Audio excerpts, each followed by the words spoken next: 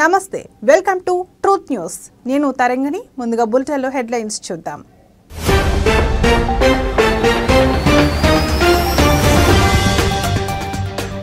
Betting యాప్ల ప్రచారం కేసులో ఈడీ ఎదుట హాజరైన ప్రకాష్ రాజ్ దాదాపు 5 గంటల పాటు విచారించిన అధికారులు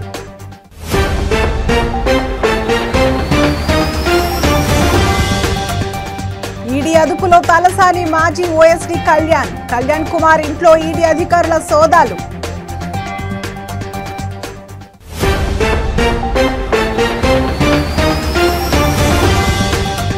తెలుగు రాష్ట్రాల్లో సంచలన కేసు సృష్టి టెస్ట్ ట్యూబ్ రేపీ సెంటర్ వెలుగులోకి సంచలన విషయాలు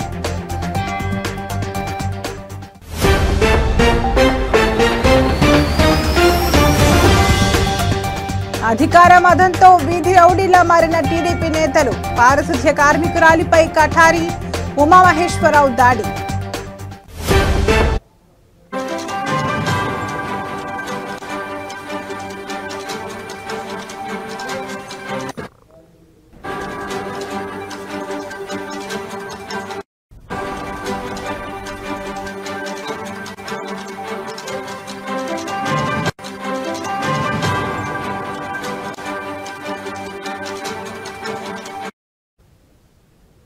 బ్రేకింగ్ న్యూస్ చూస్తున్నాం. బెట్టింగ్ యాప్ల ప్రచారం వ్యవహారంలో తనకు నిర్వాహకుల నుంచి ఎటువంటి డబ్బులు అందలేదని సినీ నటుడు ప్రకాష్ రాజ్ తెలిపారు. బెట్టింగ్ యాప్లకు ప్రచారం చేసిన కేసులో ఆయన ఈరోజు ఈడీ ఎదుట హాజరయ్యారు. ఈడీ అధికారులు ఆయనను దాదాపు 5 గంటల పాటు విచారించారు. విచారణ అనంతరం ఆయన మీడియాతో మాట్లాడుతూ బెట్టింగ్ యాప్లతో డబ్బులు సంపాదించవచ్చని ఎవరూ భావించవద్దని సూచించారు. ఇక నుంచి అలాంటి వాటికి తాను ప్రచారం చేయనని స్పష్టం చేశారు. ఈడీ అధికారులు తాను చెప్పిన విషయాలను నమోదు చేసుకున్నారని చెప్పారు. తనను మరోసారి విచారణకు రావాలని ఇప్పుడైతే చెప్పలేదని అన్నారు.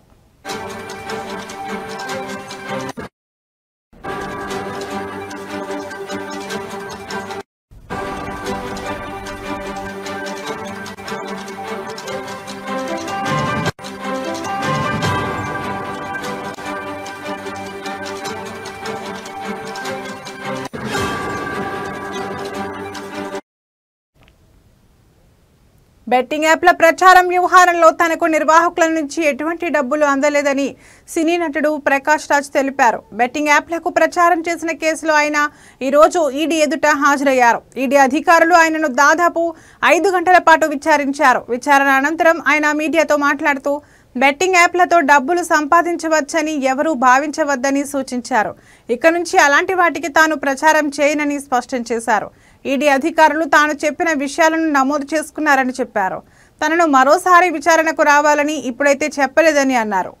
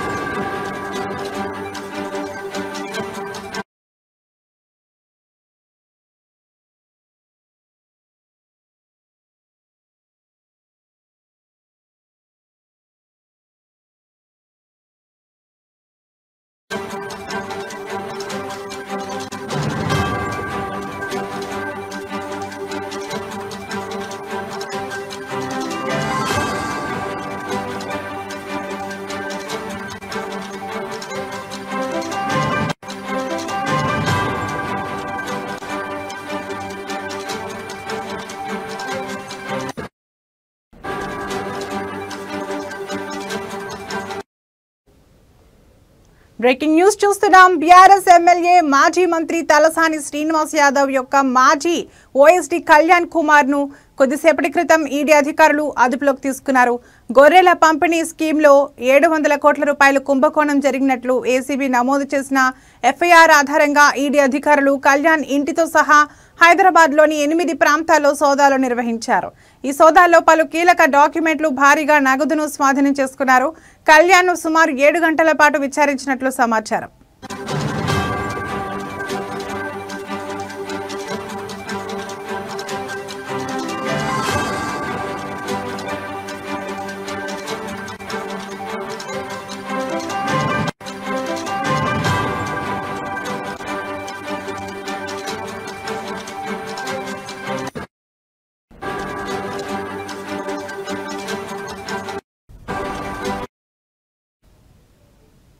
ఈ కేసు గత ప్రభుత్వం హయాంలో అమలు చేసిన గొర్రెల పంపిణీ స్కీమ్లో జరిగిన ఆర్థిక అక్రమాలకు సంబంధించినది కాగా ఈ స్కీమ్లో 700 కోట్ల రూపాయల నిధులు దుర్వినియోగమైనట్లు ఏసీబీ ఆరోపించింది.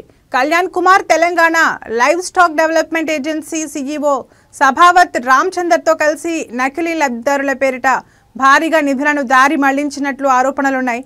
ఈ కేసులో ఇప్పటికే పలువురు అధికారులు మధ్యవర్తులు అరెస్ట్ అయ్యారు. Prevention of money laundering act కింద కేసును నమోదు చేసి ఆర్థిక లావాదేవీలను పరిశీలిస్తోంది ఈడీ. ఈ స్కీమ్లో భారీగా నిధులు నకిలీ ఖాతాలకు బదిలీ అయినట్లు ఏసీబీ గుర్తించింది. ఇందులో కళ్యాణ్ కీలక పాత్ర పోషించినట్లు అధికారులు చెబుతున్నారు. అయితే తలసాని ప్రత్యేక అధికారి కావడంతో ఆయనకు కూడా ఈ స్కామ్లో ఏమైనా సంబంధం ఉందా అని ప్రజలు అనుమానిస్తున్నారు.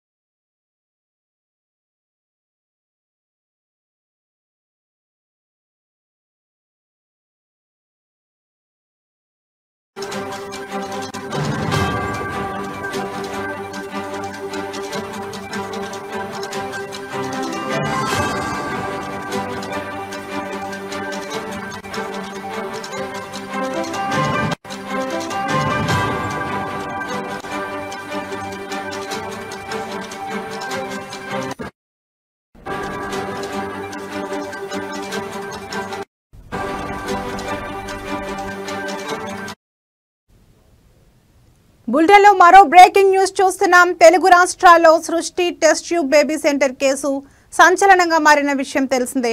అనుమతులు లేకుండా సరోగసి చేయడమే కాకుండా అక్రమంగా స్పెర్మ్ సేకరించి దాచిపెట్టారు. దీంతో కేసు నమోదు చేసుకుని దర్యాప్తు చేసిన పోలీసులకు సంచలన విషయాలు వెలుగులోకి వచ్చాయి.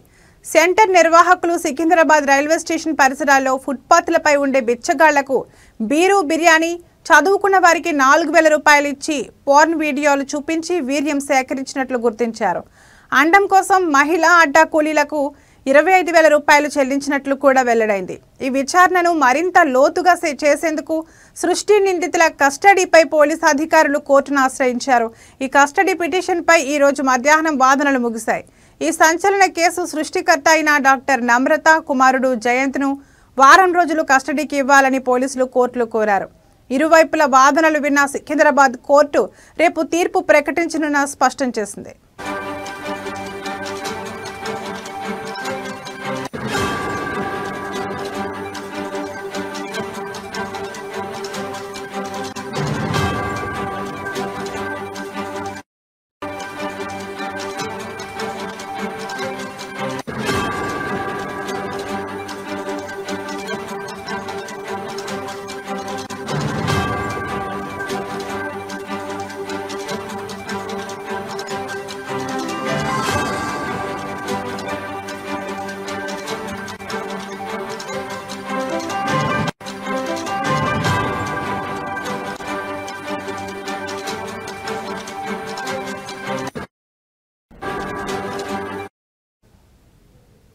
తెలుగు రాష్ట్రాల్లో సృష్టి test tube baby centre case సంచలనంగా మారిన విషయం తెలిసిందే. అనుమతులు లేకుండా సరోగసి చేయడమే కాకుండా అక్రమంగా స్పెర్మ్ సేకరించి దాచిపెట్టారు. దీంతో కేసు నమోదు చేసుకుని దర్యాప్తు చేసిన పోలీసులకు సంచలన విషయాలు వెలుగులోకి వచ్చాయి. సెంటర్ నిర్వాహకులు సికింద్రాబాద్ రైల్వే స్టేషన్ పరిసరాల్లో ఫుట్పాత్లపై ఉండే బిచ్చగాళ్లకు బీరు బిర్యానీ, చదువుకున్న వారికి 4000 రూపాయలు ఇచ్చి పోర్న్ వీడియోలు చూపించి వీర్యం సేకరించినట్లు గుర్తించారు. అండం కోసం మహిళా అడ్డా కూలీలకు 25,000 రూపాయలు చెల్లించినట్లు కూడా వెల్లడైంది. ఈ విచారణను మరింత లోతుగా చేసేందుకు సృష్టి నిందితుల కస్టడీపై పోలీసు అధికారులు కోర్టును ఆశ్రయించారు. ఈ కస్టడీ పిటిషన్పై ఈ రోజు మధ్యాహ్నం వాదనలు ముగిశాయి. ఈ సంచలన కేసు సృష్టికర్త అయిన డాక్టర్ నమ్రత కుమారుడు జయంత్ను వారం రోజులు కస్టడీకి ఇవ్వాలని పోలీసులు కోర్టులో కోరారు. ఇరువైపుల వాదనలు విన్న సికింద్రాబాద్ కోర్టు రేపు తీర్పు ప్రకటించనున్నట్లు స్పష్టం చేసింది.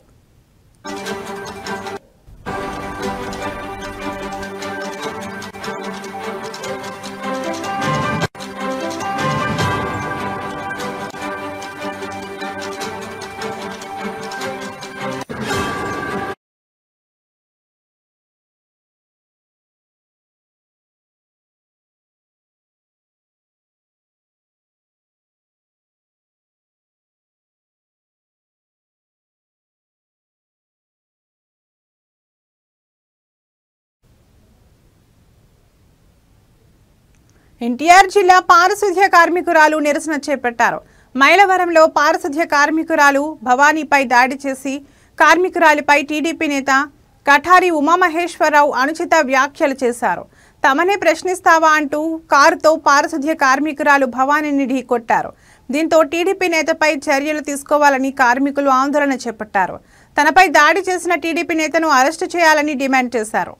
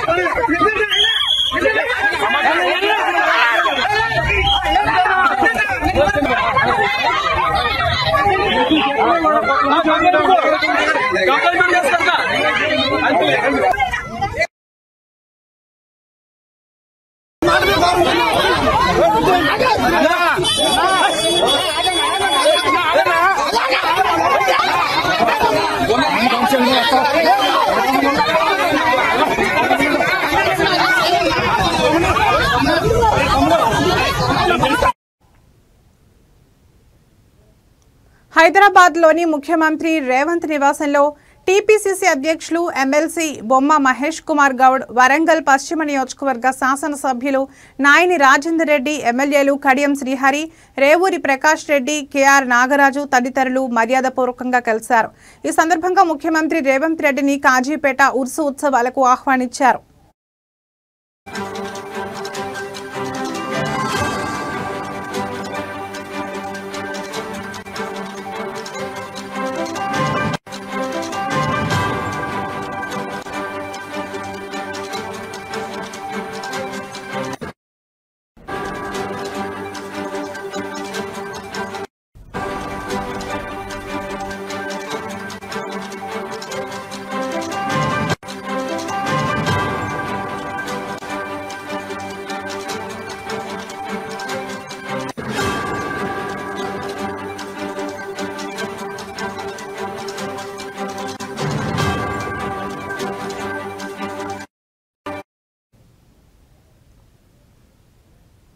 మాజీ సీఎం జగన్ రేపు నెల్లూరు జిల్లా పర్యటనకు విచ్చేయనున్న సందర్భంలో భద్రతా పరంగా Z+ కేటగిరీ సెక్యూరిటీ ఏర్పాటు చేసినట్లు జిల్లా ఇన్ఛార్జ్ ఎస్పీ తెలిపారు.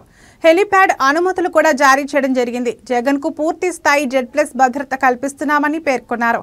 ఉదయం 10 గంటలకు చెముడుగుంట హెలిప్యాడ్ వద్దకు చేరుకుని అక్కడి నుంచి మాజీ మంత్రి కాకాని గోవర్ధన్ రెడ్డిని నెల్లూరు సెంట్రల్ జైల్లో ములాఖాత్ చేయనున్నట్లు తెలిపారు.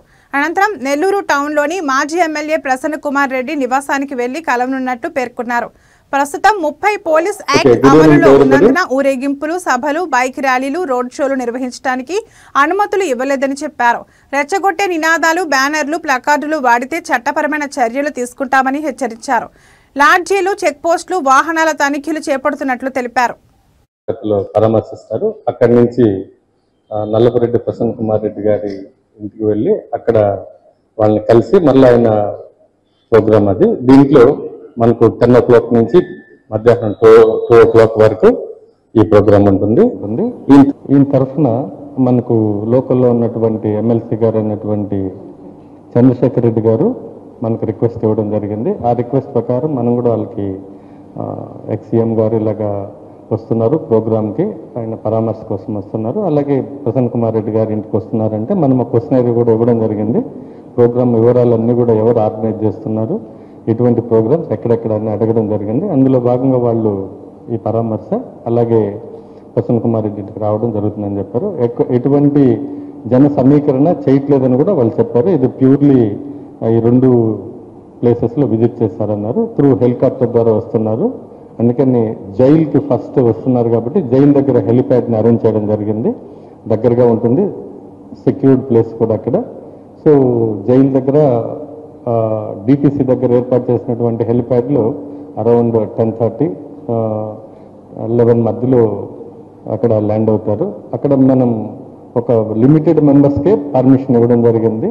10 మెంబర్స్కే మనము పర్మిషన్ ఇవ్వడం జరిగింది. ఆ 10 మెంబర్స్ని కూడా ఐడెంటిఫై చేసి లోపల తీసుకోవడం జరుగుతుంది. అలాగే అక్కడి నుంచి జైలు పక్కనే ఉంది, జస్ట్ ఒక 1/2 కిలోమీటర్లో. అక్కడ వెళ్తే అక్కడ 3కి పర్మిషన్ ఇవ్వడం జరిగింది జైలు మాన్యువల్ ప్రకారం. వాళ్ళు వెళ్ళిన తర్వాత అక్కడ మిగతా వెహికల్స్ కానీ అక్కడ రెస్ట్రిక్టెడ్ ఏరియా కాబట్టి ఆ ఏరియాలో ఎవరు కూడా ప్రైవేట్ పర్సన్స్ కానివ్వండి, పబ్లిక్ గ్యాదరింగ్ అక్కడ ఎవరు రావడానికి వీల్లేదు. వస్తే వాళ్ళ మీద పక్క పర్మిషన్ లేదు కాబట్టి వాళ్ళని చట్ట ప్రకారం వాళ్ళందరి మీద కేసులు కట్టడం ఇవన్నీ జరుగుతుంది. అలాగే అక్కడి నుంచి బయలుదేరిన తర్వాత ములాఖత్ అయిన తర్వాత ఆ రిటర్న్ డైరెక్ట్గా నల్లపరెడ్డి ప్రసన్న కుమార్ రెడ్డి ఇంటికి వస్తారు. ఇది టౌన్లో ఉంది, సో సుజాతమ్మ కాలనీలో ఉంది. ఇది ఇక్కడికి వస్తారు. ఎక్కడ కూడా పబ్లిక్ ఆయన Z+ కేటగిరీలో ఉన్నారు కాబట్టి వాళ్ళ రిక్వెస్ట్ ప్రకారం మనం ఫుల్ ప్రూఫ్ బందోబస్తు ఇవ్వడం జరిగింది. ఎక్కడ ఎటువంటి అవాంఛనీయ సంఘటనలు జరగకుండా జగన్మోహన్ రెడ్డి గారి పర్యటన మొత్తం కూడా ఫుల్ సెక్యూరిటీ ఇవ్వడం జరిగింది. పబ్లిక్ కూడా వాళ్ళు. ఇవి ఇప్పటివరకు ఉన్న బులెటిన్ అప్డేట్స్. మరో బులెటిన్లో మళ్ళీ కలుద్దాం. నమస్తే.